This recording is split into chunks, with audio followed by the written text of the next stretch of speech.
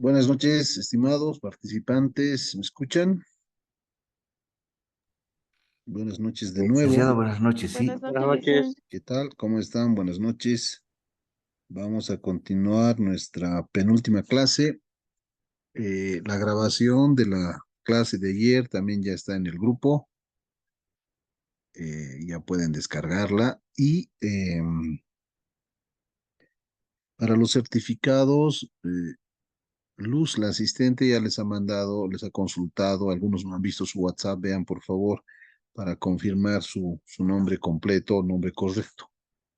Los certificados se van a empezar a mandar desde el lunes, ¿ok? A sus WhatsApps individuales. Bien, vamos a continuar nuestra clase.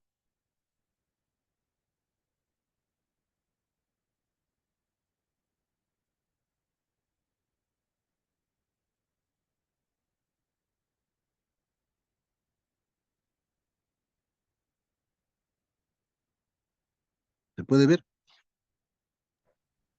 sí, se ve. Ok, Sí, se ve, licen. gracias. Muy bien. Entonces, mis estimados, nos toca hablar del pasivo. El pasivo básicamente está representado por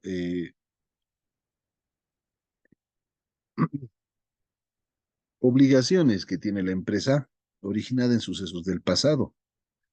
Y para liberarse de esas obligaciones, generalmente la empresa debe, para pagar esas obligaciones, debe desprenderse de recursos económicos. Y el principal recurso económico del cual se desprende para pagar el pasivo es dinero, ¿verdad? Pero en muchas ocasiones, cuando no hay liquidez, la liquidez se refiere a la cantidad de dinero en el momento para pagar deudas, cuando la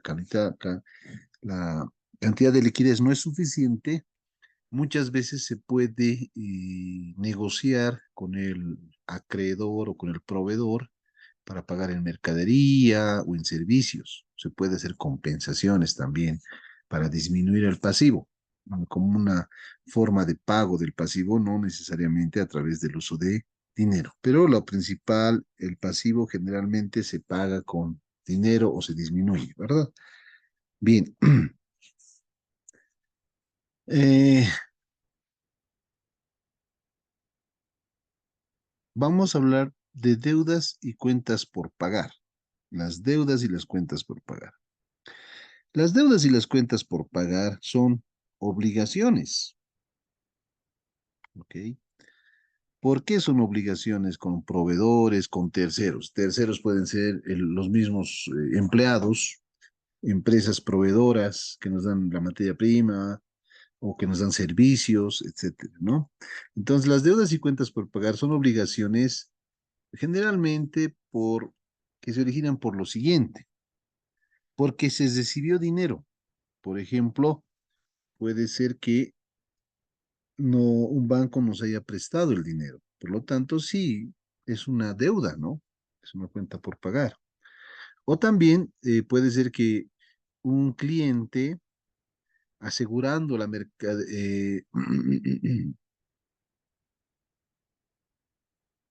un cliente asegurando la mercadería que le vamos a vender nos dé dinero anticipado. Ese es un pasivo diferido o ingreso diferido también, ¿no? Mientras yo no le dé la mercadería o no le preste el servicio, todo lo que yo perciba como empresa por anticipado es pasivo. Entonces, son obligaciones que, debido a que se recibió dinero como un préstamo, se recibió activos, por ejemplo, inventarios, nos dieron mercadería a crédito y por lo tanto surge la deuda, o también nos brindaron un servicio por el cual no hemos pagado todavía. Entonces, independientemente cuál fuera la razón que origine el pasivo, ese pasivo se convierte en una obligación, que como les digo, la principal manera de pagar el pasivo es con el efectivo, y cuando no hay liquidez, se puede inclusive eh, llegar a negociar para pagar en mercadería o para pagar en servicios, ¿no? Para compensar esa deuda. Cuando hablamos de pasivos, necesitamos probar existencia. realmente existe y también hay que demostrar que existe la obligación. Realmente la empresa adeuda ese dinero, tiene esa obligación, existe la deuda. Tenemos que probar que todas las deudas estén contabilizadas. La integridad, la totalidad de las deudas estén contabilizadas. Y también hay que verificar que estén adecuadamente evaluadas. El valor de la deuda, de la cuenta por pagar, esté muy bien calculado. Y obviamente, eh, hablamos de verificar la adecuada presentación y revelación de las deudas. Acá también hay que pensar que este pasivo, estas cuentas por pagar, pueden ser corrientes y no corrientes. ¿Cuál es la diferencia? Las deudas corrientes o pasivos de corto plazo son aquellas deudas o pasivos que la empresa espera pagar en los siguientes 12 meses, en el siguiente año. Y las deudas que va a pagar a más de un año lo expone como pasivo no corriente o de largo plazo. Por ejemplo, si la empresa obtiene un préstamo de 100.000 bolivianos y esos 100.000 va a pagar 20.000 cada año, entonces debería de contabilizar banco 100.000 contra deuda bancaria 20.000 corto plazo y deuda bancaria a largo plazo 80.000, porque solo 20.000 va a pagar el siguiente año, ¿me entienden? En ese caso, lo que pagues el próximo año es corto plazo, lo que vas a pagar a más de un año es largo plazo. Y eso es lo que hay que considerar para una adecuada presentación y revelación de las deudas. Nuevamente, tenemos que considerar el control interno. También hay controles en el pasivo. O sea, por ejemplo, si sabemos que el pasivo hay que pagarlo, ¿quién autoriza la emisión de cheques? ¿Quién da el ok para los pagos? ¿Con qué formulario, con qué autorización se paga una deuda? ¿Quién verifica que hemos recibido la mercadería por el cual se generó la deuda? ¿O quién certifica que hemos recibido el servicio? Entonces, alguien tiene que, de nuestra empresa, tiene que garantizarnos que sí debemos por mercadería, por servicios o por dinero. Y el pago, ¿no? ¿Quién lo autoriza? ¿Quiénes tienen las firmas autorizadas? Etcétera, etcétera. Considerar el control interno. También reiteramos, solicitar los estados de cuenta y que igualen al mayor. Deudas tributarias, deudas laborales, deudas bancarias, tienen que tener su estado de cuenta. El estado de cuenta es una composición de a quienes les debo.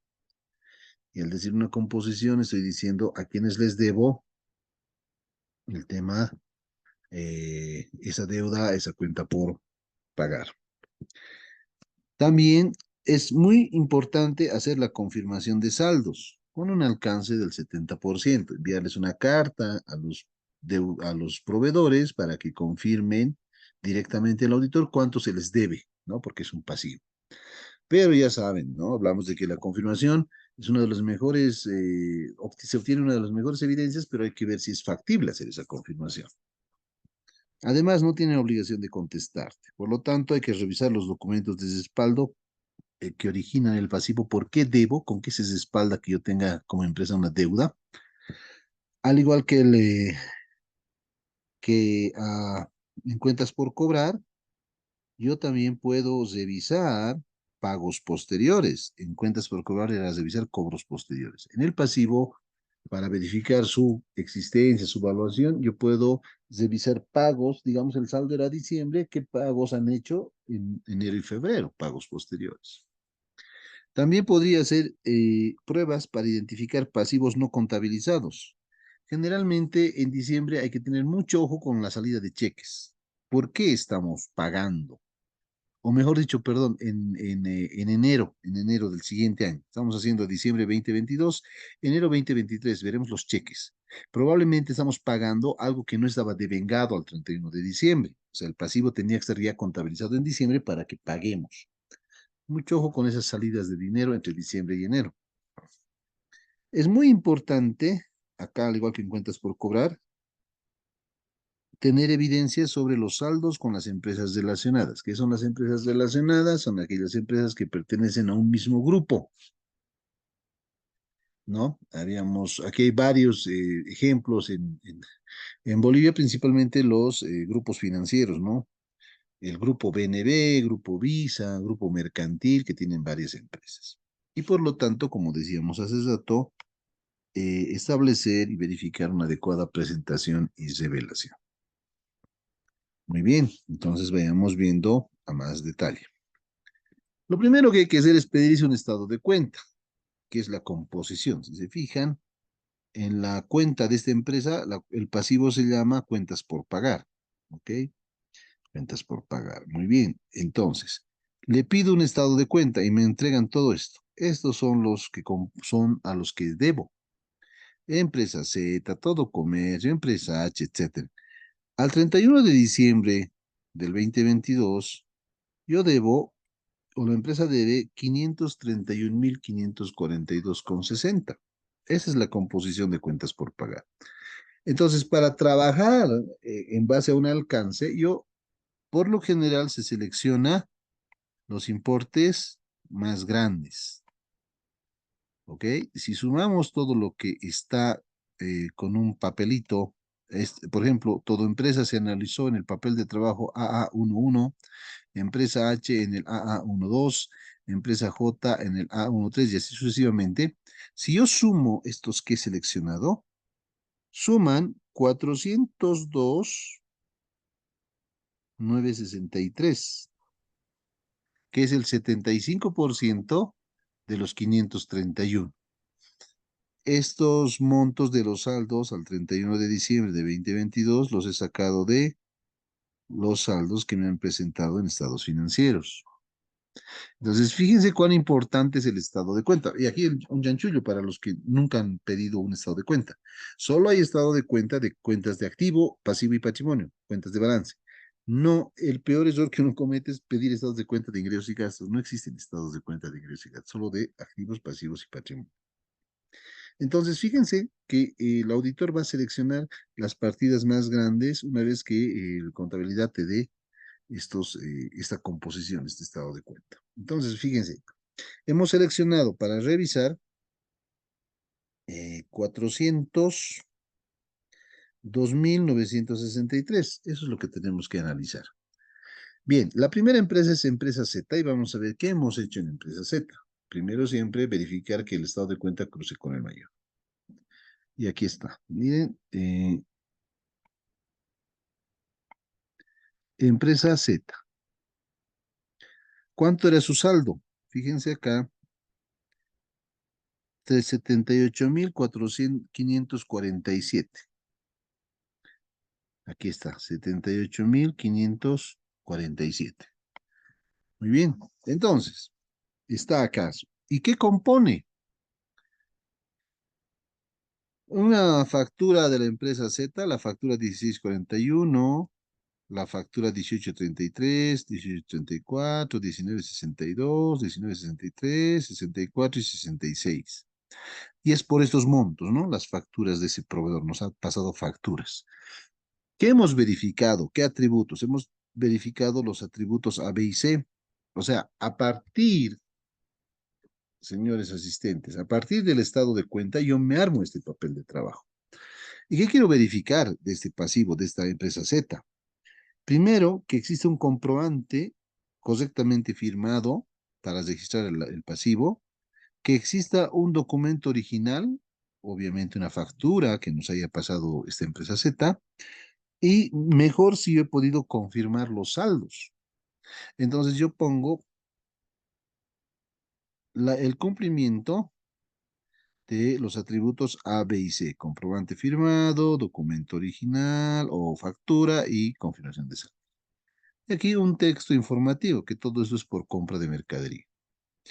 Entonces, yo he seleccionado estas 2, 4, 6, 7 operaciones y llego al 95%, que era 74.600 de un total de 78.547, por lo tanto es revisado el 95%. En este caso estoy revisando documentos de respaldo de la deuda. ¿Por qué le debo a empresa Z? Lo mismo debería ser con empresa H, lo mismo debería ser con empresa J, con empresa P y con empresa K. ¿Ok? Otro procedimiento o técnica para obtener evidencia es los pagos posteriores. Aquí están las cuentas seleccionadas, fíjense, empresa H, empresa Z, H, J, P y K. Esos son los saldos a diciembre 2022. Esta marquita me dice que está verificado de acuerdo con los términos del contrato, además. Entonces o sea, la empresa había suscrito un contrato con estos otros proveedores y he verificado que estos montos están de acuerdo con el contrato. Pues bien, los 402.964 están acá adelante, fíjense, de los que he seleccionado. Ok, del estado de cuenta yo seleccioné los 402.964 redondeando. Entonces, de estos seleccionados, como estos son los saldos a diciembre 2022, lo que yo reviso es cuánto se ha pagado en enero, cuánto se ha pagado en febrero, para llegar a un saldo en marzo de 2023. Porque una cosa es terminar en diciembre y el auditor generalmente se presenta entre febrero y marzo.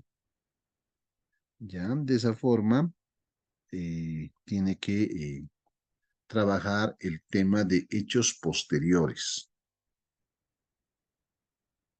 Es muy probable que cuando ustedes seleccionen, tienen que hacer lo siguiente, ¿no? A estas empresas le han mandado confirmación de saldos. A estas empresas han visto su documentación de respaldo, el por qué le deben, y ahora a estas empresas están verificando si sea su comportamiento posterior al cierre. Entonces, entre enero y febrero, toditas han pagado, excepto esta empresa J. Esta empresa J no se pagó nada desde diciembre. Podría llamar la atención. Sería muy bueno también, estimados, hacer un comparativo entre diciembre 2022 y diciembre 2021. Por ahí esta empresa J no le pagamos hace 3 años, por decirlo, hace 2 años. Si no hay movimiento, tenemos que indagar con la gerencia. ¿Por qué no le estamos pagando a empresa J? Probablemente o sea, ya inventándome un asunto, podríamos tener algún juicio, algún litigio. Y eso recuerda, mis estimados, que las confirmaciones, otra vez para recordar, se mandan al 100% de bancos, a una muestra de cuentas por cobrar, a una muestra de cuentas por pagar. A todas las empresas relacionadas, sí o sí, al 100%, y al 100% de bancos. Pero también, si la empresa tiene un asesor legal, sea externo o interno, hay que mandarle una carta para que nos informe de juicios iniciados con la empresa, por la empresa y juicios iniciados contra la empresa, etcétera, etcétera, etcétera. Entonces, para ver que tal vez alguna cuenta por cobrar o por pagar, en este caso, tenga algún problema, ¿no? Pero estos son los procedimientos básicos que hay que hacer para revisar las cuentas por pagar. Un acápite importante son las cuentas por cobrar y por pagar con empresas relacionadas. Volvemos a decir el concepto. Una empresa relacionada o vinculada es una empresa que pertenece a un grupo empresarial.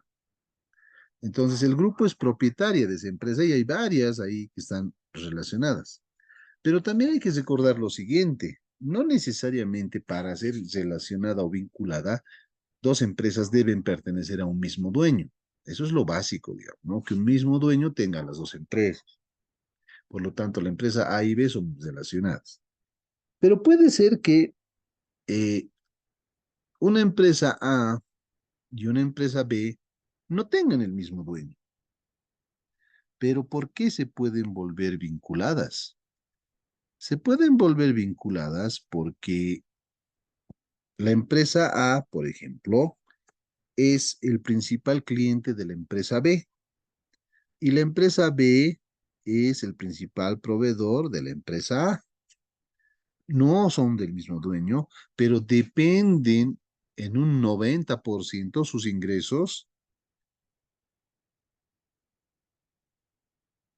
y sus ventas y sus deudas entre ambas empresas. Un ejemplo muy sencillo en La Paz, que lo menciono también en clases, son la vinculación que existe entre las empresas de La Paz, que es la distribuidora de electricidad, y la empresa COBE. La empresa COBE genera electricidad.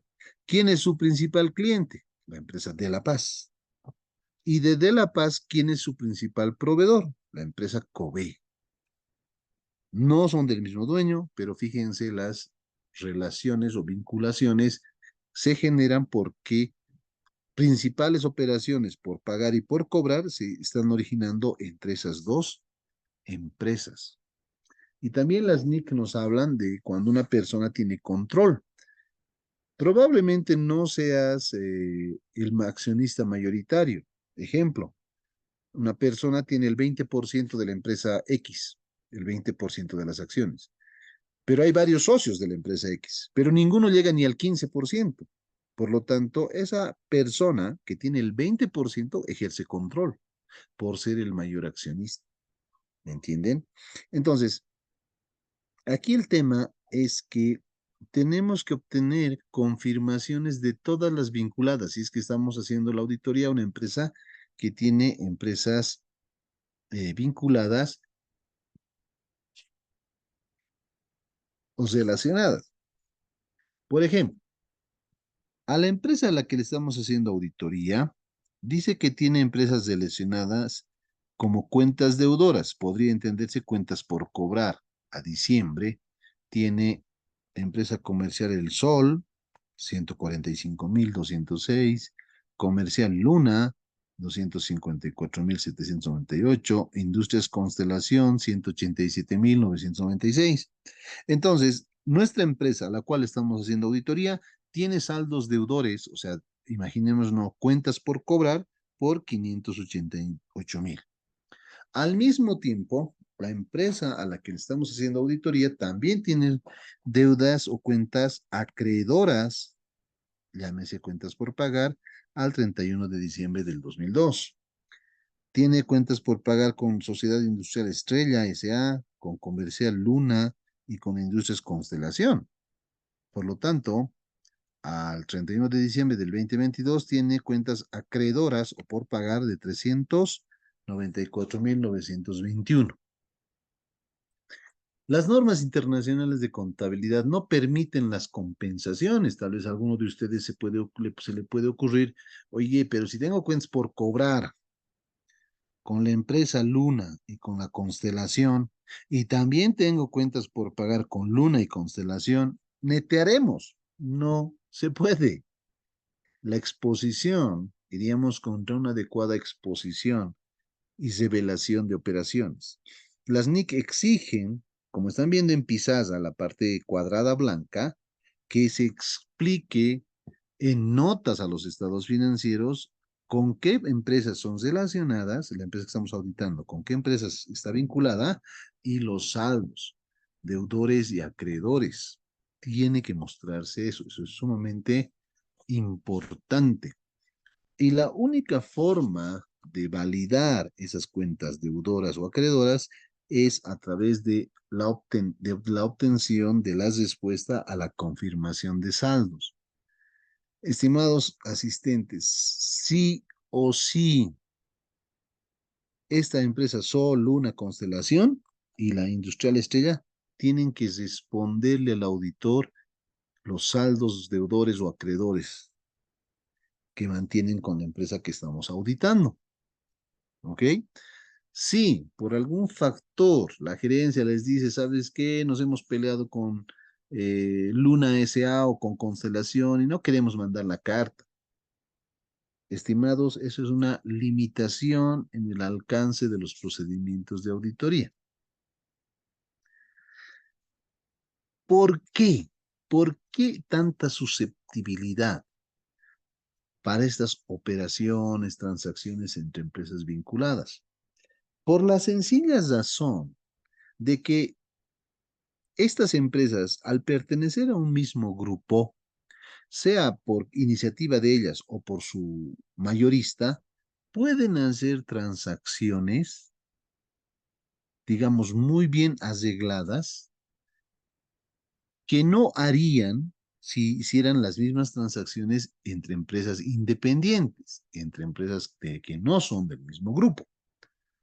Por lo tanto, cuando eres del mismo grupo, eres de la misma familia. Puedes vender debajo del costo, puedes prestarte dinero con un excesivo interés, puedo tratar de subvencionar, o sea, mantener viva a una empresa del grupo que está mal, comprarle cosas que no me sirven o evitar la facturación. ¿Me entienden? Es mucho riesgo cuando hay empresas relacionadas. Entonces, lo primero que tengo que obtener es la confirmación original de la relacionada validando los saldos. Y toda esta información, reitero, debe estar en nota a los estados financieros. Por lo tanto, cuando existan transacciones con empresas relacionadas, debemos verificar los contratos.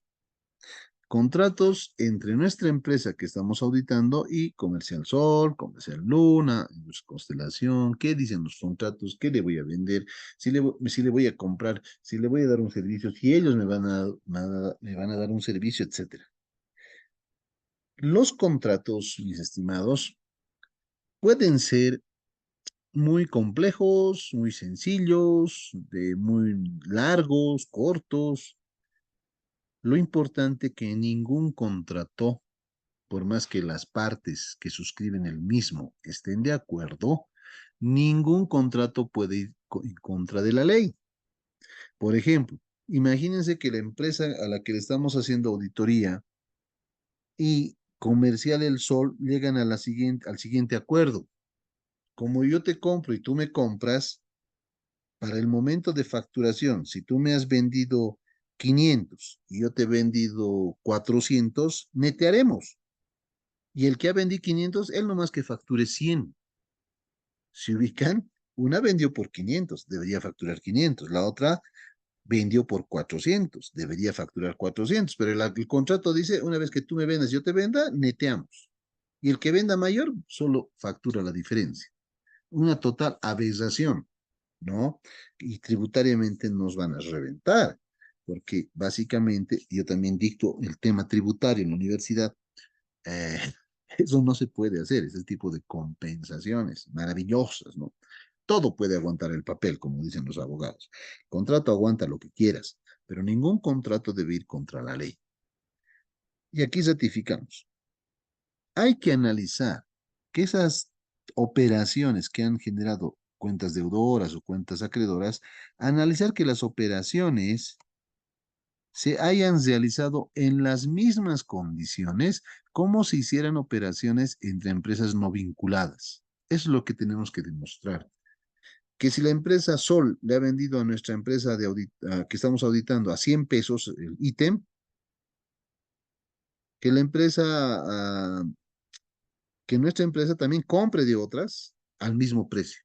En otras palabras, que las operaciones que hacemos entre vinculadas o entre relacionadas se hagan de la misma forma, por el mismo valor, en las mismas condiciones con otras empresas que no son del grupo. Eso es lo que se pretende establecer. Y esto tributariamente, si es que estas empresas son del exterior, porque puede haber pasivos del exterior, es lo que se llama o aplica el tratamiento de eh, precios de transferencia entre partes relacionadas, un tema tributario muy poco conocido, pero ya tenemos legislación desde el 2014 sobre precios de transferencia. Entonces, es mucho ojo con los saldos con empresas relacionadas. Y aquí decimos, ¿no? Los saldos deben exponerse en notas a los estados financieros y la parte de rojo que está ahí.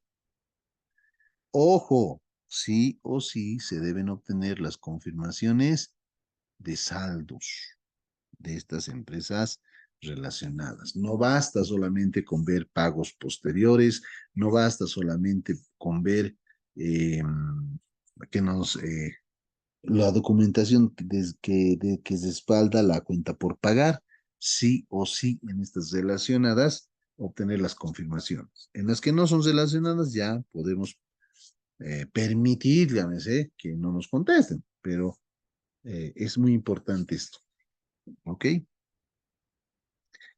Muy bien. Ahora, otra cuenta o rubro importante de los pasivos es lo que corresponde a las deudas tributarias. Generalmente las deudas tributarias se auditan principalmente por los pagos posteriores. Veamos el ejemplo en nuestra planilla. Las cuentas más comunes que son deuda tributaria, por ejemplo, son el débito fiscal IVA, el IT por pagar, las retenciones RC IVA por servicios, retenciones IT y el IUE por pagar. Entonces, fuera, ¿no? Ustedes saben que en auditoría también se hace la revisión de la información tributaria complementaria, procedimientos mínimos, anexos tributarios. Fuera de eso, el auditor tiene que concentrarse en primero obtener la composición de la cuenta. La deuda tributaria de esta empresa diciembre 2022 es 266.460. Como dice acá, ¿de dónde he sacado esos saldos?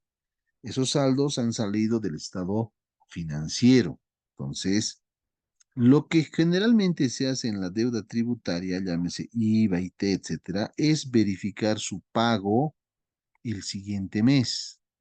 Entonces, se supone que estas deudas, por lo menos hasta acá, son de diciembre, que se han devengado, ¿no? Es deuda al 31 de diciembre. Toda deuda tributaria se tiene que pagar el siguiente mes, excepto el IUE. Entonces, hay que ver el pago en enero, como estoy marcando acá, de 2023. Vamos con estos cuatro primeros. Dice, vamos a verificar tres atributos. Cotejado con el registro de compras y ventas y registros contables. En el IVA, sí o sí, tiene que cotejarse con lo que antes se llamaba el libro de compras y ventas. Ahora se llama registro compras y ventas. Hay que cotejar ese saldo con lo que se ha declarado en registro de compras y ventas. Y lo demás para estos es no aplicable. En el inciso B dice, verificada la declaración jurada de diciembre, que se ha presentado en enero. Ah, entonces hemos visto el formulario 200 del IVA, hemos visto el formulario 400 y los otros formularios de detenciones. Y en el inciso C, hemos verificado el pago, extracto bancario. En enero nos han dado los extractos, hemos visto que estos impuestos se han pagado viendo la salida de dinero en el extracto bancario. En el IUE, ¿por qué dice no aplicable, no aplicable, no aplicable en todo este bloque? ¿Por qué dice que no se aplica? Básico, porque el IUE no tiene como plazo enero, ¿no? El IUE tiene 120 días después del cierre, que más o menos en la práctica sería que este IUE de 140.256 se va a pagar hasta abril del 2023. Tiene 4 meses, ¿no? Tenemos aquí por eso la frase no aplicable. Entonces, recuerden, las deudas tributarias generalmente o básicamente tienen que revisarse con pagos posteriores. Y además, se supone, o la teoría dice, que esas deudas de diciembre deberían pertenecer solo a diciembre. En teoría, estas deudas, ese saldo por pagar, todo este bloquecito, menos el IUE, debería ser del mes de diciembre. Ahora, en muchos casos pueden encontrar ustedes saldos bien grandes. Por decirles, el saldo acá es 199.857. Cuando ves el formulario, de diciembre solo es 99.857. ¿Y 100.000 de dónde es? Ah, había sido de noviembre y octubre. O sea, tiene deuda, si fuera estos 199.000, solo 99.000 es de diciembre. Entonces, lo anterior, 100.000 sería de octubre y noviembre. Entonces, ahí ya está en mora, ¿verdad? es un tributo omitido, es un tributo que no ha pagado al fisco.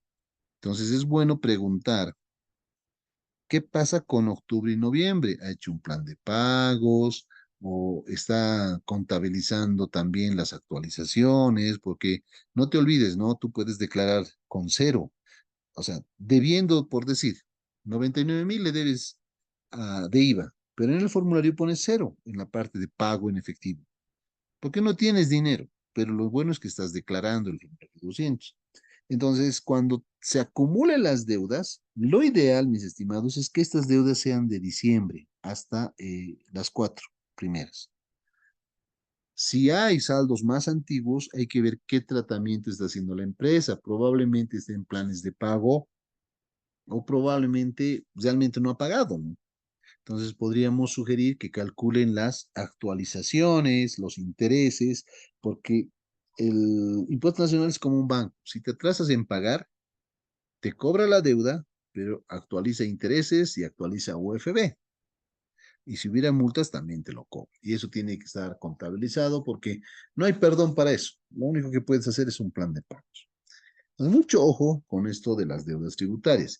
Y cuando se habla de los procedimientos mínimos y los anexos tributarios, quien ha visto eso ya, ahí puede ver a detalle mes por mes el IVA, mes por mes el crédito, débito y crédito fiscal, el IT, cómo se compensa el IT con el IUE, el RC-IVA de los sueldos. Entonces, en los anexos se revisa toda la parte, el cálculo del IUE, por ejemplo, tiene que estar ya previsionado en diciembre. Este IUE es del año 2022.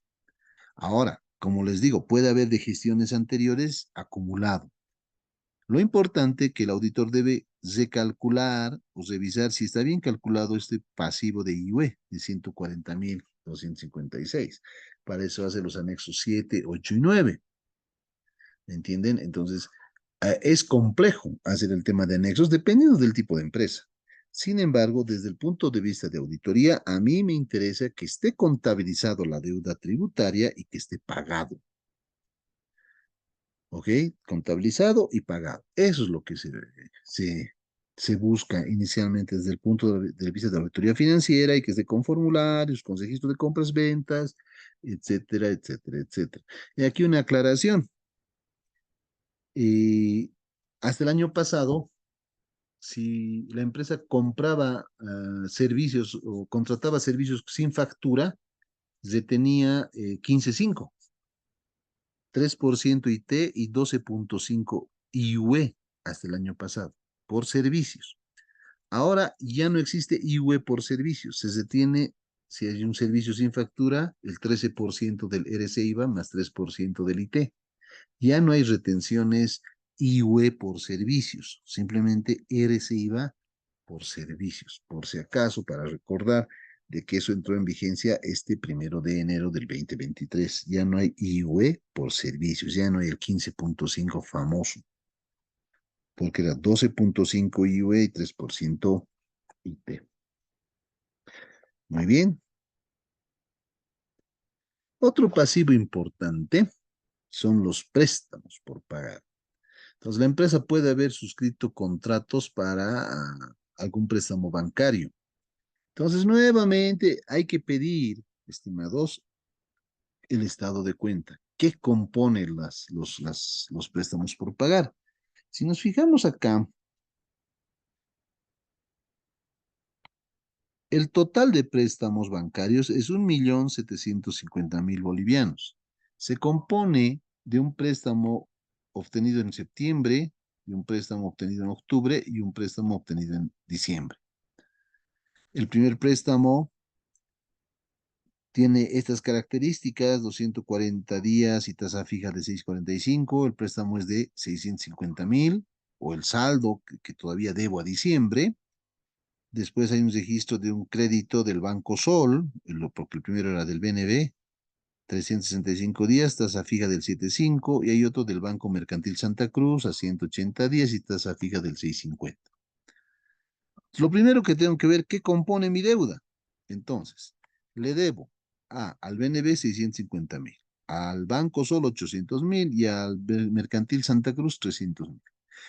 Tengo que ver la documentación de respaldo. Aquí está nuestros 4 atributos.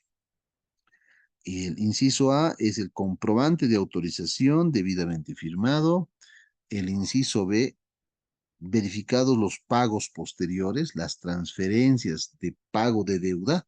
Pero fíjense que en el último préstamo dice no aplicable. ¿Por qué? Porque a la fecha no se realizó ningún pago parcial. O sea, como recién se ha prestado, fíjense la fecha, el 27 de diciembre, en 3 días no ha pagado nada, en enero, febrero va a pagar. Por eso que en el atributo B, que es verificadas las transferencias de los pagos, solo hay de los 2 primeros préstamos, no del tercero porque no está en plazo. Obviamente, el inciso C es muy importante. ¿Por qué? Porque hay que revisar el contrato, las cláusulas, los intereses, tenemos que leer el contrato y obviamente cada contrato tiene una tabla de amortización, ¿no? Fechas donde se va a pagar la deuda, fechas donde se va a pagar el interés, la tasa de interés, el cálculo, etcétera. Por ejemplo, en este contrato del BNB, aquí voy a cambiar el puntero, en este contrato del BNB dice que el contrato vence en mayo del 2021. Y de acuerdo al contrato se verificaron 2 pagos. O sea, la empresa ya amortizó 2 pagos en enero 21 y en febrero 21 de 162.000 y 200.000 bolivianos. El otro contrato vence en octubre del 2021. Mil disculpas, aquí tenía que ser todo 2022. En la versión final que les voy a pasar, le voy a poner 2022. Vence el 8 de octubre del 2022. De acuerdo a contrato, se realizaron 3 pagos. Uno en enero 22 de 80.000, en 26 de febrero de 90.000 y el 31 de marzo de 150.000. Entonces, hemos verificado esos hechos posteriores que se han realizado y pagos que se han hecho. En este caso, se ha hecho un préstamo para capital de operaciones, pero no hay ningún pago todavía porque recién se prestó el 27 de diciembre. Entonces, a eso se refiere el tema de préstamos bancarios. En este caso, siempre, sí o sí, esto es parte de la confirmación. Cuando manden al banco la confirmación, les he mostrado el ejemplo en la segunda clase, pide la empresa al banco que le informe directamente al auditor, no solamente cuentas corrientes, caja de ahorros, sino todo tipo de préstamos, saldos, deudas, intereses. Y en esa confirmación del banco, deberían de informarnos también si es que la empresa tiene estos préstamos por pagar. ¿Ok? Eso es muy importante. Y sí o sí, mis estimados asistentes, tenemos que obtener la respuesta del banco. En otras palabras, recordemos, confirmación del banco al 100% y sí o sí hay que obtener. Confirmación, abogados 100% y también hay que obtener la respuesta. Y confirmación 100% vinculadas o relacionadas y también hay que obtener la respuesta. En cuentas por cobrar o por pagar, un 70% o nada si no es factible porque no es tal obligación. Hay que ver, recuerden si es adecuado hacer una confirmación de saldos. Entonces, analizar en base al contrato y a los pagos hechos el tema de préstamos por pagar. Pero es lógico, ¿no? Si el banco te presta 100, le devuelve 120. ¿Qué son los 20? Intereses. Por lo tanto, también hay que hacer un recálculo del interés por pagar, verificar el devengamiento de intereses, ¿ok? Entonces, por ejemplo, vamos a hablar con el préstamo que hemos obtenido del Banco Sol, este segundo préstamo. Vamos a hacer un cálculo. Se ha prestado la empresa el 9 de octubre.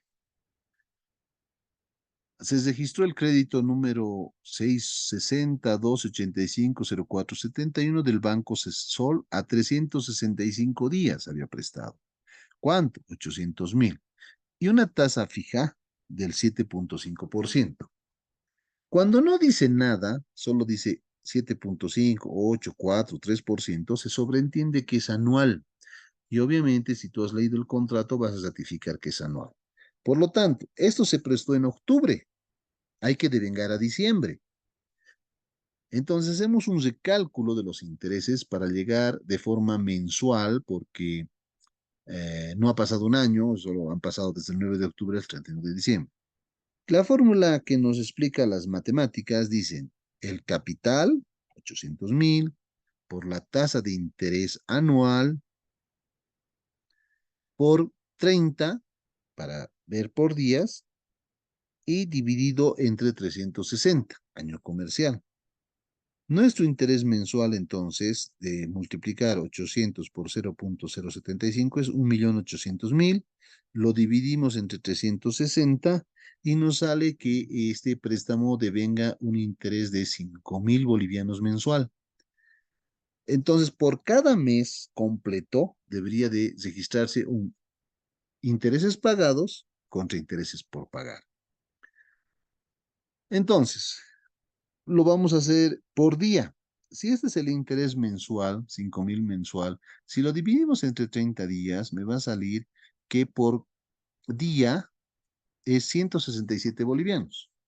Eso lo multiplico por 83 días. ¿De dónde saco los 83 días?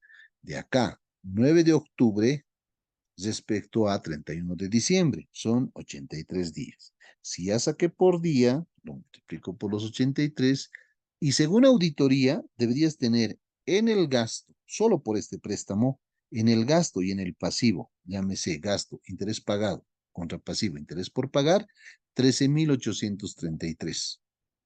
Comparas con lo que tiene la contabilidad, tiene 13.644. Hay 189 bolivianos, que es una diferencia no significativa. Los auditores no se vuelven monos cuando hay diferencias no significativas. Puede ser algún día de más, un día de menos o algún cálculo que se ha equivocado, pero 189 pesos no es nada, es algo no significativo. Este cálculo de intereses tendrías que hacerlo por cada préstamo. ¿Cuándo se complica? Cuando no son pues tres préstamos. Por ejemplo, si hicieran esto de un banco, es una locura. Por lo tanto, tienen que trabajar con su ingeniero de sistemas. Entramos al sistema de cálculo de intereses del banco y con ayuda de nuestro ingeniero de sistemas hacemos todo el proceso. No obstante, se puede tomar una muestra y hacer en Excel el recálculo de algunos préstamos. Ahora, el banco se complica porque tiene préstamos efectuados y préstamos recibidos. ¿Por qué? Porque presta lo que se llama la tasa activa, le presta a sus clientes y también recibe depósitos de los que tienen dinero, ¿verdad? Tú tienes tu caja de ahorro, tu cuenta corriente, qué sé yo. Entonces calculas también una tasa pasiva.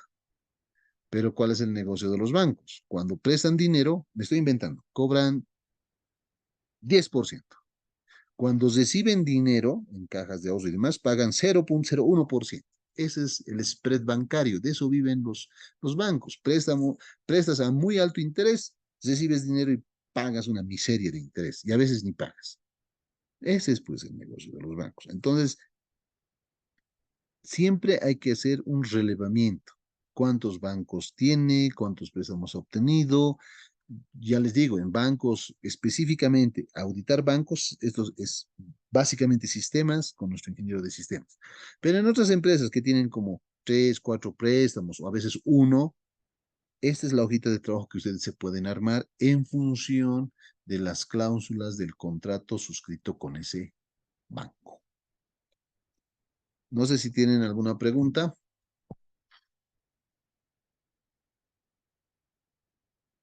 ¿Alguien por ahí está despierto? Lice, y cuando hacemos una auditoría sobre los tributos para a un banco, ¿qué Perdón, tributos perdón, paga el espérame un banco? ratito, te escucho muy bajito. Ahora sí, a ver, dime, ¿por quién habla, perdón? Jessica, Rico. Jessica, a ver, dime.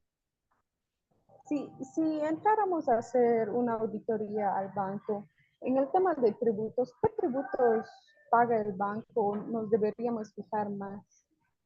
Ah, ya.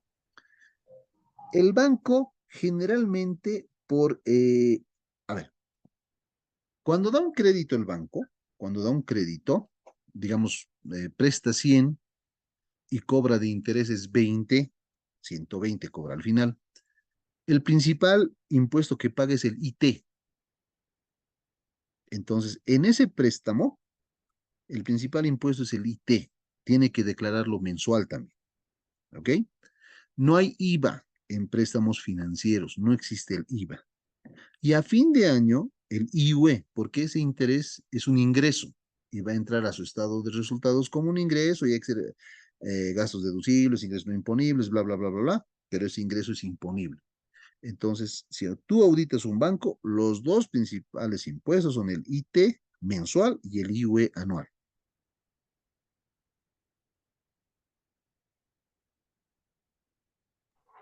Gracias, Lice. Ok, Jessica. ¿Alguien más por ahí?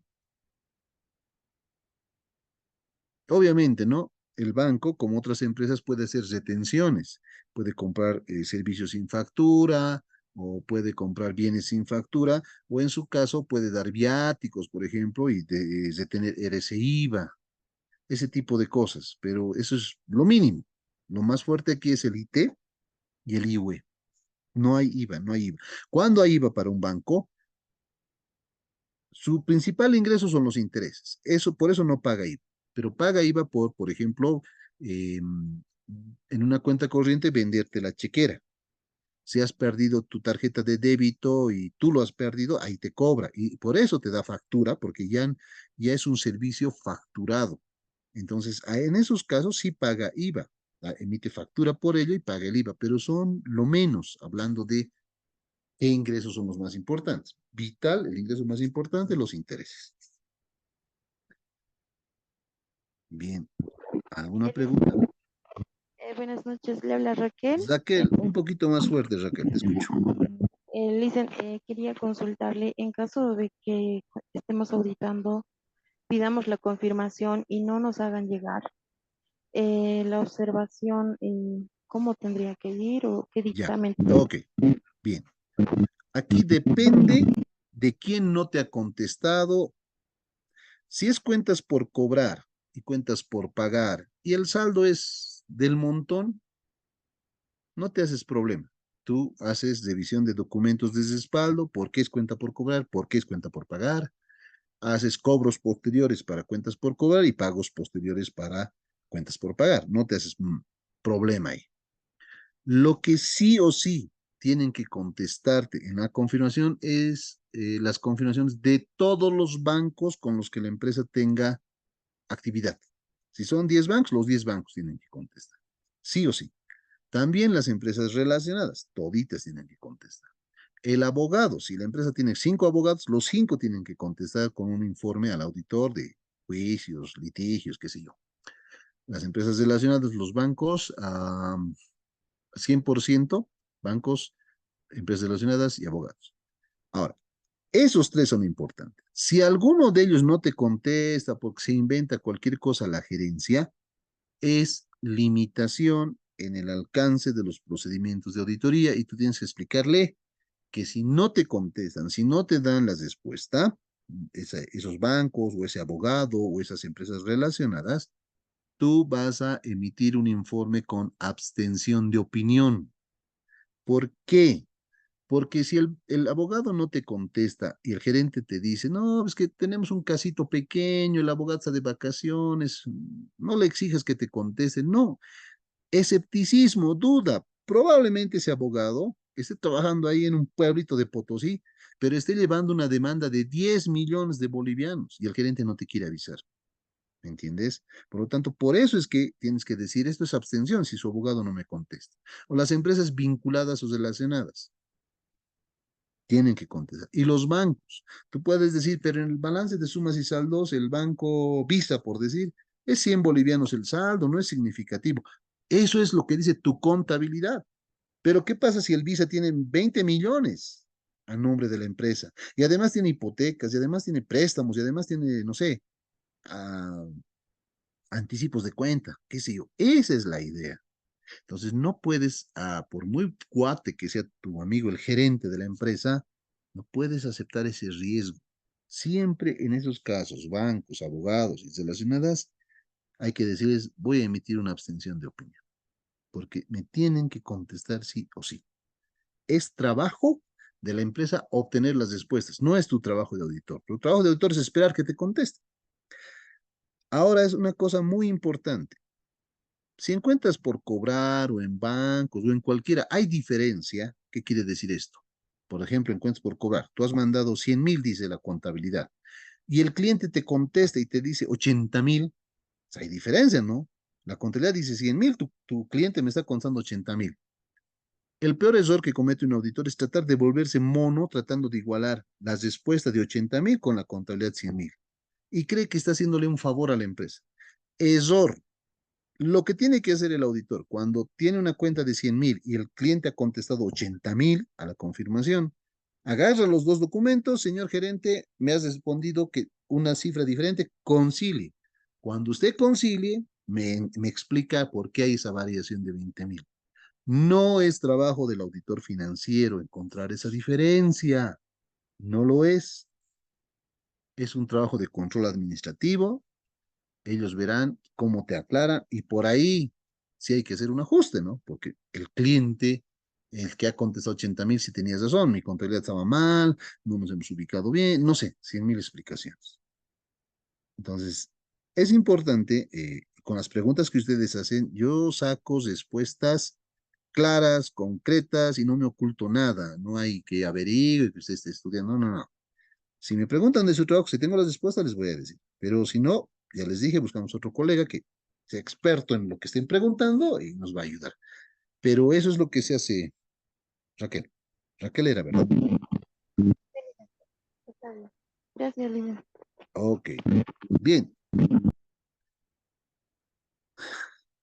8:10 prácticamente.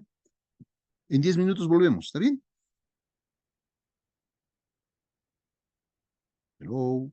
Sí, licenciado. Ok, gracias.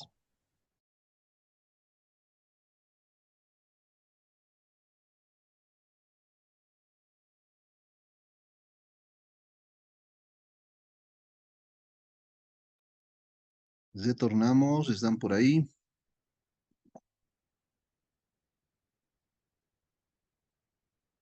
Sí, licenciado. Sí, Ok, licenciado. bien. Hablemos del patrimonio. El patrimonio en todas las empresas comerciales, industriales y demás, tiene tres componentes básicos: el capital, las reservas y los resultados acumulados. Ahora, si usted está auditando una ONG o una fundación sin fines de lucro, una asociación, obvio que no va a haber patrimonio, pero puede haber aportes, ¿no? Entonces, en vez de patrimonio, muchas veces estas organizaciones sin fines de lucro, ¿por qué no tienen patrimonio? Porque nadie es dueño. Entonces pueden tener un fondo común, pueden tener aportes y un fondo común en vez de patrimonio. ¿Ok? Ahora, les decía el día de ayer que la norma 3 de ajuste por inflación, o perdón, estados financieros a moneda constante ya no funciona desde el 2020, pero para fines tributarios sí hay que hacer el cálculo por actualización. Vamos a ver el cálculo enseguida. Pero, ¿qué es importante en el patrimonio?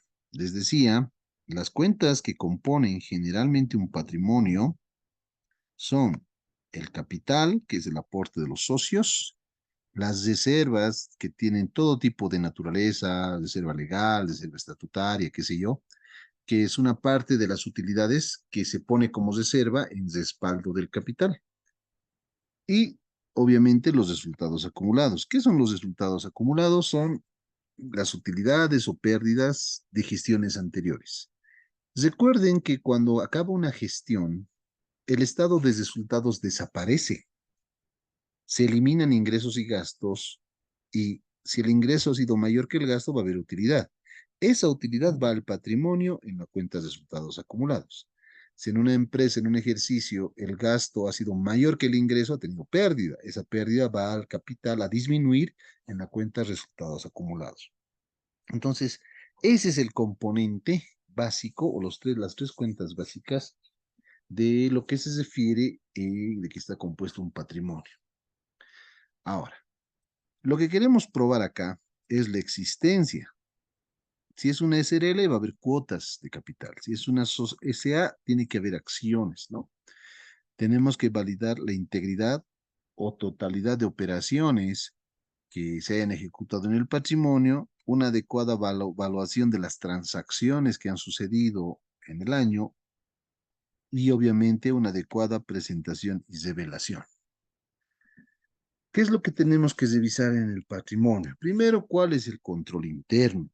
No se olviden que las empresas tienen que cumplir con varias obligaciones. ¿Ante quién? Ante la autoridad de empresas. Por lo tanto, la autoridad de empresas puede hacer fiscalización en cualquier momento. Y resulta que no tienes actas de directorio, no tienes actas de asamblea de accionistas, no tienes libro de socios, etcétera, etcétera, etcétera. ¿Me entienden? Entonces, mucho es el efecto de controlar o el control interno sobre esas cuentas, capital, reservas y resultados acumulados, las actas, las distribuciones de dividendos, los nuevos aportes, registros en fondo de empresa, etcétera, etcétera. Que entren nuevos socios, que se vayan socios, todo eso es parte del control interno. Tienen que estar bien controlados los movimientos que hay en el patrimonio. Después, hay que solicitar el estado de evolución del patrimonio neto. Es un estado financiero que muestra, como su nombre dice, cómo han evolucionado los movimientos de capital, reservas y resultados acumulados durante el año. Eso es muy importante. Por lo tanto, también debemos revisar la documentación legal y estatutaria de la empresa. Entre la documentación legal tiene que estar, pues, si es la primera auditoría, el acta de constitución. Tenemos que pedir una fotocopia, el registro en Fondo de Empresas, registro en Impuestos Nacionales, registro en el Ministerio de Trabajo, etcétera. Y las actas de accionistas y actas de junta de directorio.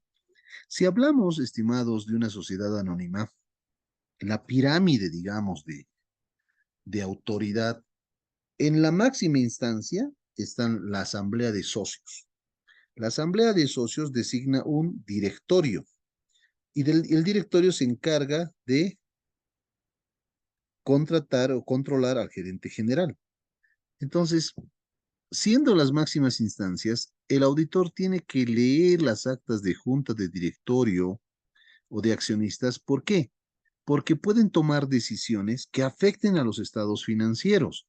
Por ejemplo, los socios pueden autorizar un préstamo de un banco X y el banco X ha pedido garantías. Ha dicho, voy a hipotecar tu edificio, voy a hipotecar tus terrenos. Y los socios han autorizado. Entonces, hay que ver que ese préstamo esté contabilizado y que la hipoteca del terreno, del edificio, esté en nota a los estados financieros. Eso es adecuada revelación y presentación. Por eso es importante contar con esas actas de socios y de directorio, porque pueden decidir incluso el cierre de la empresa. Son los dueños, pueden decidir, cesamos el próximo mes. ¿Y contra qué va eso? Contra el marco de referencia, porque un principio dice empresa en marcha. Entonces ya tú tendrías que poner algo en el informe y tendrías que decir a la empresa que ponga algo en las notas a los estados financieros. Por eso es importante el tema del patrimonio. Los movimientos de emisión de nuevas acciones, o sea, incorporación de nuevos socios, retiro de nuevos socios, tiene que estar documentado legalmente. Por eso tenemos que obtener esa información.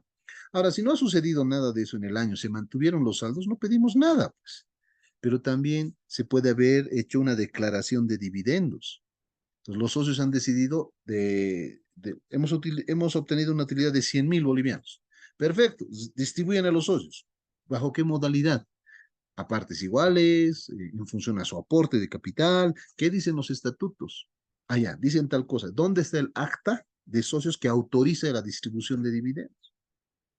En el acta pueden decir un ratito, la mitad vamos a distribuir. La otra 20% de lo que queda, vamos a constituir una reserva voluntaria y 30% del saldo se queda en resultados acumulados.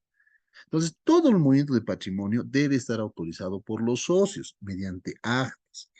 Por eso es importante leer esa información, esa documentación legal y estatutaria, no es un capricho del auditor.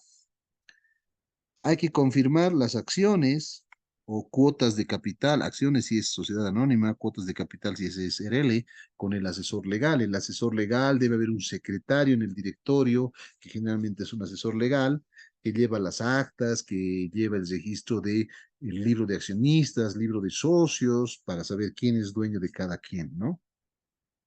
Y obviamente verificar la adecuada presentación y revelación. Ahora, en una ONG, quienes hayan hecho el aporte de fondos para el fondo común, igual hay que pedir sus actas de reunión de esa máxima autoridad. Puede ser un directorio, puede ser un consejo de asesores, que sea la máxima instancia, puede ser un consejo de patrocinadores. Siempre, siempre en los estatutos de una ONG te dice cuál es el poder de decisión.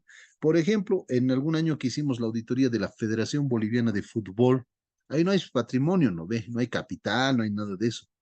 El comité ejecutivo de la federación era la máxima instancia, entonces teníamos que analizar sus actas del comité ejecutivo y se definían cosas, etcétera. Entonces tenemos que adecuarnos al tipo de organización o empresa. Es muy importante analizar dependiendo del tipo de organización, pero sí hay que pedir esa información legal y analizar. Ahora, si es muy complejo lo tratado desde el punto de vista legal, podemos pedir que nuestro asesor, de nuestra consultora, de nuestra empresa de auditoría, nos colabore en el análisis de las transacciones, ¿no? De las operaciones.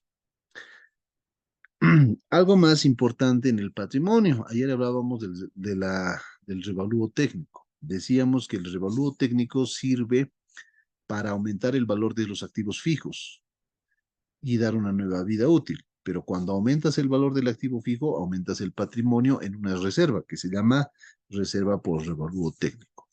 Decíamos que muchas empresas pueden hacer esa jugada con la finalidad de mejorar su activo y mejorar su patrimonio ante una eventual venta o transferencia de la empresa o una fusión. Entonces, muy importante que el auditor verifique primero cómo se ha contabilizado ese revalúo, cómo surge esa reserva por revalúo técnico y, como dice la norma internacional de auditoría, evaluar, ¿no? La capacidad de la persona que ha hecho el revalúo. Bien, fíjense, vamos a verificar la actualización del patrimonio. Nuevamente reitero lo siguiente. Esta actualización solo se hace con fines tributarios. La contabilidad actualmente, al haberse eliminado la norma 3 de estados financieros a moneda constante, se hace a valores reales históricos. Ya no se actualiza a UFB, pero Impuestos Nacionales en sus resoluciones ha dicho que no acepta la eliminación de la norma 3 de ajuste eh, de estados financieros a moneda constante. Subos monetarios, no monetarios, no los acepta. Entonces tenemos que seguir actualizando extra contable solo para fines del impuesto a las utilidades de las empresas. Entonces veremos cómo está conformado un estado de evolución. Veamos. Partimos del saldo al 31 de diciembre del 2021 del capital, de la cuenta ajuste del capital, de la cuenta de reserva legal, de las cuentas de reserva por revalúo técnico, hay una cuenta de reservas patrimoniales y están los resultados acumulados haciendo un total. Entonces, esto es, estimados participantes, al 31 de diciembre del 2021. La suma del capital y todo el bloque me da 87.628.361 como patrimonio de inicio, porque yo he auditado al 2022. Quiere decir que los saldos al 31 de diciembre del 2021 son los saldos iniciales. Muy bien. ¿Qué ha pasado durante el año? Durante el año no ha pasado ni aumentos ni disminuciones de capital. Lo único que ha pasado es la actualización. Entonces, cuando tú actualizas el patrimonio, tienes que hacer, y aquí lo vamos a ver, se agrupan las cuentas, ¿ok? Siempre vas a sumar el capital más el ajuste del capital. Fíjate acá, 31.400.000 más 2.179.807. Voy a poner acá mejor con puntero. Capital más ajuste del capital. Aquí está, capital más ajuste del capital. Eso me da este total, 33.579.808. Eso tengo que actualizar a UFB.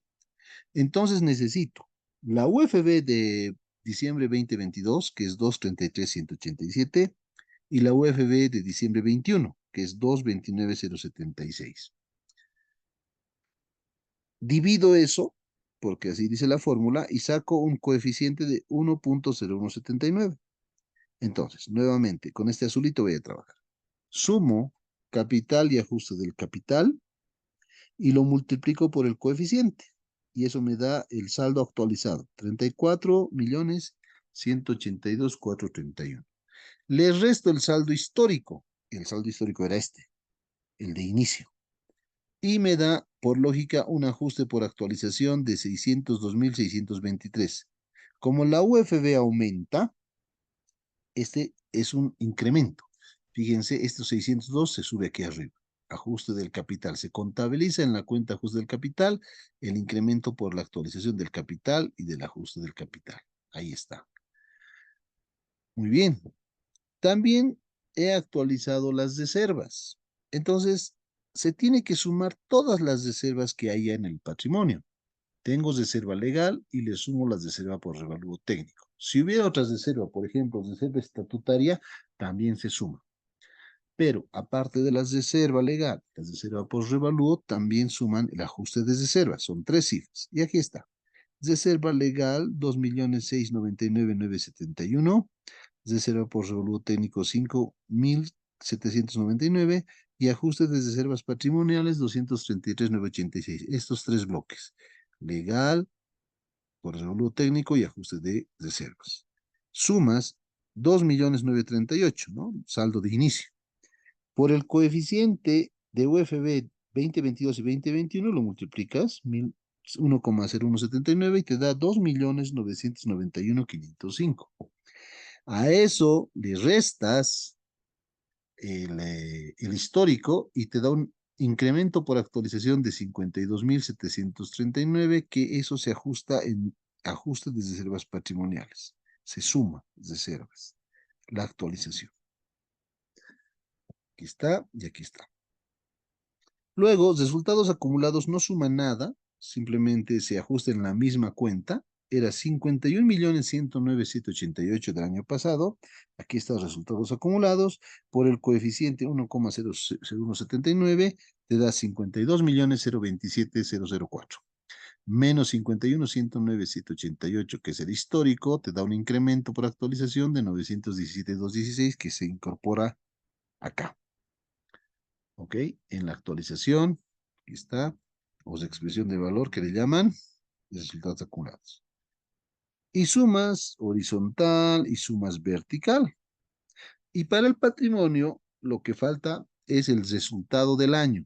En este caso es un resultado de utilidad de 4.388.035, que se suma en la columna de resultados acumulados. Sumamos totales que hemos armado nosotros, comparamos con los saldos según estados financieros, no hay diferencia. Entonces podemos concluir que el patrimonio ha sido correctamente actualizado. Este patrimonio, este saldo con ajuste por inflación va a diferir del contable.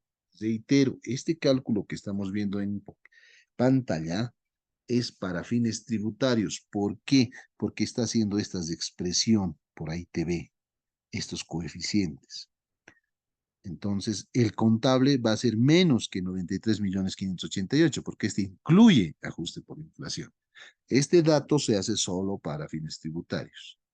Pero igual, por ejemplo, si en el capital hubiera un aumento de capital, si un socio hubiera aumentado o entraran nuevos socios, habría que revisar el acta de aprobación de nuevo socio, el acta de modificación del capital enviado a Fundempresa, la autorización de Fundempresa, etcétera, etcétera, ¿no? principalmente, inclusive si un socio se ha ido, igual disminuyó el capital. Si se retiró, se va con su capital. Por lo tanto, hay que informar a Fundempresa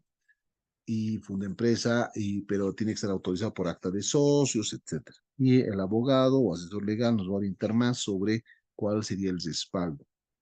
No se olviden que el auditor no únicamente debe revisar las cifras, sino tiene que tener muchos conocimientos el auditor de tributos, de impuestos, de legalidad, de leyes. Por lo tanto, ahí hay que escarbar un poquito en cómo se respalda legalmente un incremento de capital. Primero, acta de socios, se va a mover los estatutos, porque el capital va a crecer, y también cuando se retire el capital, y eso hay que informar a Fundempresa. Bueno, ya no es Fundempresa, es CEPREC, ¿no? En función a eso, se revisa el patrimonio o movimientos en el patrimonio. De igual forma, se trabaja si fuera una organización sin fines de lucro, ya no va a haber capital, ni ajuste del capital, ni reservas, nada. Puede haber otras cuentas, ¿no? Aporte de socios locales, aporte de socios asociados, asociados locales, asociados internacionales, etcétera. Entonces, ya con otra normativa se analiza ese aspecto. Ahora, si es, por ejemplo, del Banco Mundial, el BIT, tienen sus propios formatos de presentación de información financiera.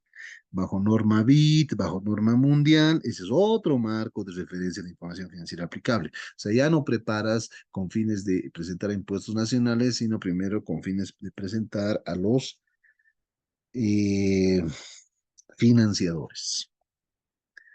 ¿Ok? ¿Tienen alguna pregunta? ¿Algún comentario?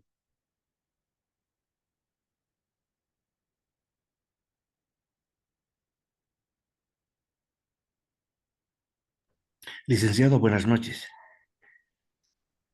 Buenas noches. Quiero hacerle una consulta, licenciado. Es respecto a, evidentemente, el patrimonio que está, eh, estamos viendo. Eh, Comentó algo del incremento del capital. Mi pregunta va direccionada a lo siguiente, es decir, lo contrario. ¿Qué pasa si hay una reducción del capital? Es decir, si el déficit es mayor al capital, según el Código de Comercio, si es el 51% mayor el déficit del capital. En este caso, ¿cómo actuamos en el informe? Ya. Mencionamos todo eso en base al Código de Comercio y también el de las NIF, licenciado. Ya. Buena Gracias. pregunta. Vamos a aclarar un poquito estos conceptos de la siguiente manera. El código de, bueno, primero hay un principio fundamental en las NIF y en nuestra en nuestras normas contables bolivianas, que es el principio de empresa en marcha, ¿ya? ¿Qué dice el principio de empresa en marcha? Dice que la contabilidad debe realizarse sobre un ente o empresa que tenga visión a futuro. O sea, que no existan indicios de que entre en quiebra o desaparezca. El caso que nos menciona nuestro compañero es muy real en muchas empresas. ¿Qué dice el Código de Comercio? El Código de Comercio dice, una empresa está en quiebra técnica cuando el resultado acumulado, cuando este resultado acumulado es negativo y el monto supera el 51% de la suma del capital más las reservas. Pongamos que capital más las reservas es 10,000, ¿ya? Capital y reservas es 10,000. El resultado acumulado, las pérdidas acumuladas son 5,100. Es más del 51%, es más de la mitad. Otra vez, capital y reservas 10,000, resultados acumulados negativos 5,100. La mitad. Prácticamente está en quiebra esta empresa según el Código de Comercio. Ahora, como ya se muestra que está en quiebra, ya no tiene, pues, ya no cumple con el principio de empresa en marcha. El auditor debe colocar un párrafo de énfasis en el informe mencionando esta situación. Y para no calificar el informe, tiene que cerciorarse y recomendar a la empresa que ponga una nota a los estados financieros donde explique la situación negativa. Entonces, dos cosas. La empresa tiene que colocar una nota a los estados financieros explicando su situación de, no sé, hace 2 años, hace un año, todo era el COVID, le echaban el muerto al COVID, de por qué estaba la situación negativa y que estaban esperando ayuda de nuevos inversionistas, etcétera. Puedes poner la nota. Y en tu informe de auditoría tienes que poner en un párrafo posterior a la opinión la situación de empresa en funcionamiento o empresa en marcha. Y debe decir algo así más o menos como tal, como se menciona en la nota tal a los estados financieros, la empresa ha sufrido pérdidas acumuladas que en este momento es una incertidumbre porque lo que espera la empresa es que vengan nuevos financiadores o suceda algo que mejore la situación. Hay muchas empresas que matemáticamente están en quiebra técnica, pero siguen funcionando. Entonces, para no calificar el informe, esto nos dice muy bien la SNIA, tienes que mencionar en un párrafo de énfasis la situación, ¿no? Y redactar la empresa, la gerencia tiene que redactar su nota a los estados financieros. Cuando tú hagas tu informe de auditoría, vas a decir, tal como se menciona en la nota 5 a los estados financieros, la sociedad ha sufrido una serie de pérdidas durante las últimas gestiones. A la fecha, los socios están esperando las mejores situaciones o posibles convenios, no sé, con otras empresas para mejorar la situación. Algo así. Eso nomás pones. Ahora, si hubieras encontrado ajustes que no han registrado o hay unas limitaciones grandes, ya puede ser salvedad, opinión negativa, etcétera. Pero es así como se maneja, mi estimado. No sé si he contestado. Sí, licenciado. Eh, Respecto eh, a ese informe, esa mención que usted indica, eh, ¿es necesario, es apropiado, digamos, hacer recomendaciones para la empresa? Sí, pero la recomendación en tu carta de control interno debería ser general. Recomendar que a la fecha se está incumpliendo lo dispuesto por el Código de Comercio porque dice o disminuir el capital o aumentar el capital, ¿verdad? Entonces puedes como recomendación basarte en lo que dice el Código de Comercio, esperando que los socios tomen las mejores medidas para superar la difícil situación, por ejemplo. Y es muy importante, mi estimado Max, que en la carta de gerencia también se mencione este aspecto. Para los que no saben qué es la carta de gerencia, cuando tú revisas un estado financiero, te dan los 4 estados financieros y las notas, digamos, y te lo firma el gerente, ¿no? Y el gerente financiero, y te entrega, y tú revisas. Entonces, revisas el balance, el estado de resultados y emites tu informe. Y resulta que en ese estado de resultados que te han dado y que tú has auditado era utilidad de 5 millones. ¿Ok? Perfecto. Emites tu informe y a la semana con estado de resultados, utilidad de 5 millones, y a la semana aparece un estado de resultados de la misma empresa con pérdida de 10 millones. Wow, tú auditaste una con 5 millones, pero hay otro que viene con pérdida de 10 millones. ¿Cuál es el real? Si tú vas a decir, a mí me han dado este, que yo he auditado, de 5 millones de utilidad, ese de 10 millones de pérdida no sé de quién será, pero ¿cómo lo demuestras? Y la pregunta va a ser, ¿has pedido la carta de gerencia? ¿Qué es eso? Ah, antes de entregar tu informe de auditoría, deberías tú, auditor, redactar una carta, pero que en realidad te va a mandar la empresa. ¿Y por qué el auditor redacta? Por practicidad, por cubrirse de todo. Le entrega a la empresa para que la empresa le mande en su hoja membretada. Básicamente la carta de gerencia, en la carta de gerencia, el gerente general, el gerente financiero, reconocen su responsabilidad por los estados financieros que te han entregado y dicen que son los únicos que te han entregado eso donde estaba la utilidad de 5 millones. En esa carta de gerencia dicen, hemos entregado toda la información, todos los comprobantes, todos los activos, por tanto, son nuestros, todos los inventarios están contabilizados, no existen deudas, no existen litigios, no existen juicios. O sea, todo un relato de declaración diciendo que esos estados financieros son su responsabilidad y que han entregado toda la información al auditor. Entonces, es muy importante que en esa carta de gerencia también se mencione este tema de quiebra técnica o empresa en marcha, mi estimado Max, ¿verdad? Max es, ¿no? Sí, licenciado. Respecto a esta carta de gerencia, Sí. ¿puede ser previo a la auditoría porque estás recibiendo tiene la documentación, los En estados realidad no financieros? tiene que ser previo, tiene que Ah, llevar ya. la misma fecha de tu informe de auditoría. Ah, Si tú le ya, has ya, puesto licenciado. 30 de abril, tiene que ser con 30 de abril. O sea, tú auditas, por decirte, al 31 de diciembre del 2022 has auditado. Y tú estás terminando tu auditoría el 31 de marzo y emites tu informe con 31 de marzo. Perfecto. 31 de marzo del 2023 es tu informe. Esa fecha tienen que entregarte con esa fecha misma la carta de gerencia. Muy bien, licenciado. Le agradezco. Gracias. Ok, muy bien, señor. ¿Alguna pregunta más sobre el patrimonio?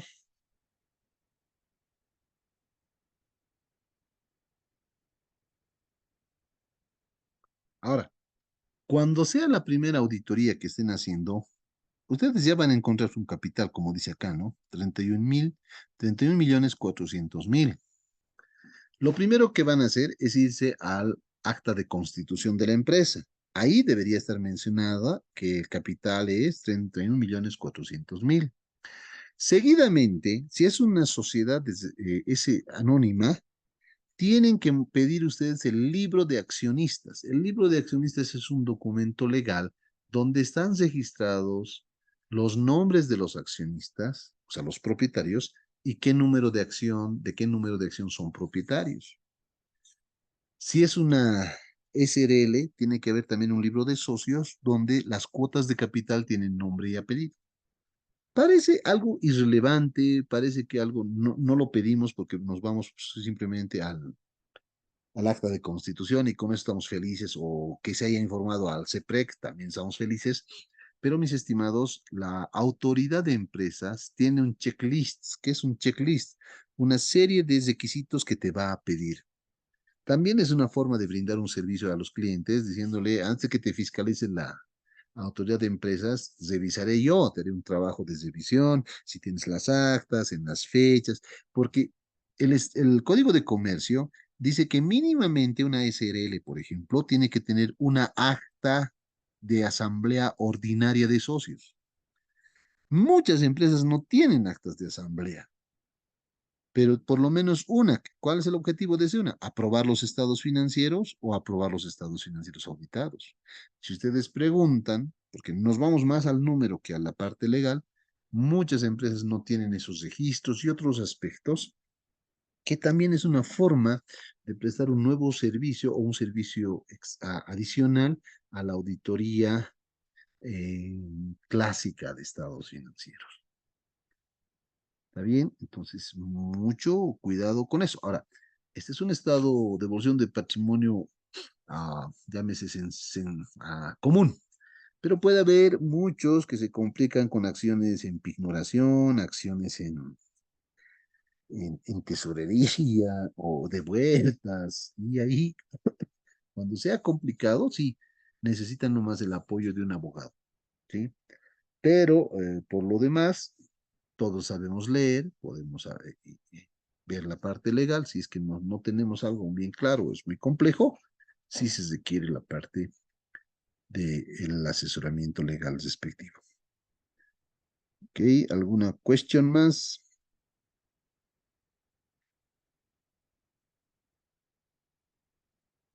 Bien, ¿qué hemos visto hoy día para ir terminando? Todo lo que es el pasivo, ¿no? Los procedimientos que hay que hacer, el estado de cuenta, seleccionar una muestra, mandar confirmaciones, verificar los documentos de respaldo que respaldan ese saldo de cuenta por pagar, hacer la verificación de pagos posteriores, cuánto hemos pagado, si estamos auditando a diciembre, cuánto hasta febrero, digamos, o marzo.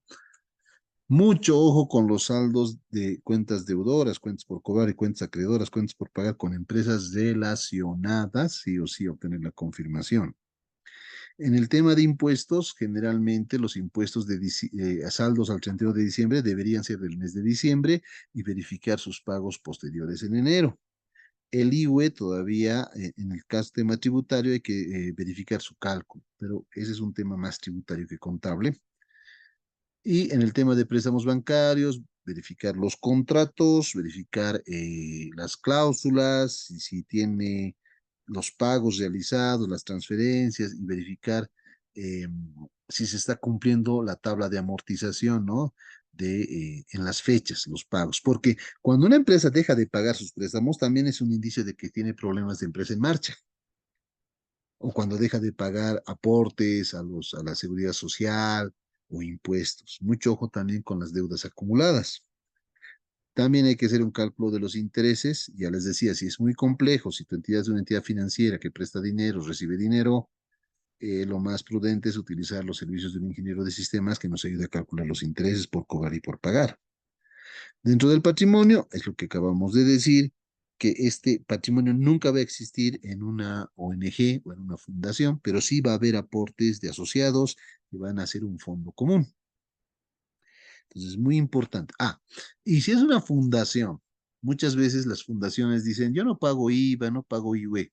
Lo primero que tienes que pedir es la exención. ¿Qué es la exención? Es un documento que emite impuestos nacionales con nombre y apellido de la fundación, de la empresa, donde dice la fundación X está exenta del IUE, está exenta del IT, del qué sé yo, del IVA.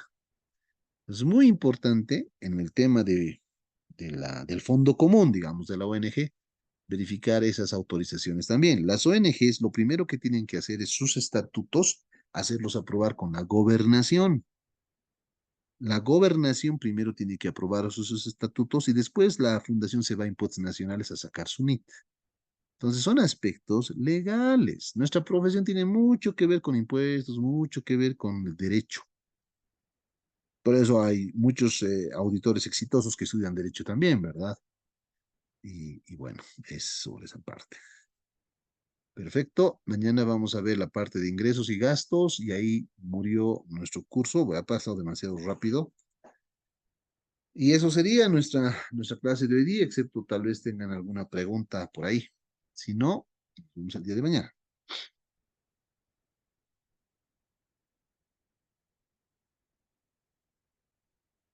Bueno, estimados participantes, nos vemos mañana a las 7 en la última clase.